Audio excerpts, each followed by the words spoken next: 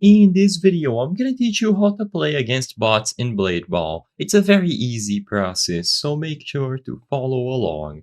Playing Blade Ball against bots so you can practice and get better is extremely simple. All that you have to do is join the experience, so just select the green button on your PC, any mobile device, or any console, and once you load inside of Blade Ball, you will find the specific option to play against bots. So wait for the loading screen to be done, and instead of just joining any random match with random people, we need to go over to the side. So usually you will be spectating the people who are playing, but if you go over here to the server selection, you will be able to set up a match against bots. What you have to do is go over to the training mode, and as you can see, you can choose between single player or multiplayer. Assuming that you want to play with bots alone, go into single player, give it a room name if you wish, but this is optional. Change the game mode as necessary. I'm going to leave it on classic, and then you can choose the map. As long as you set the player count to 1, which usually is set by default if you selected a single player server, you will be good to go. If you want to play against bots with your friends, you will have to go over to multiplayer instead. Immediately upon loading in, you will find the option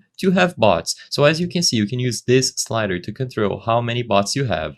So you can have a maximum of 10 bots, and you can control their difficulties. So you have easy bots, normal bots, expert bots, and impossible bots. So for this example, I'm going to spawn 10 impossible bots. So I'm probably going to lose right away. But either way, this is what you have to do to play against bots. Immediately after managing this, you will load in and you will be ready to play.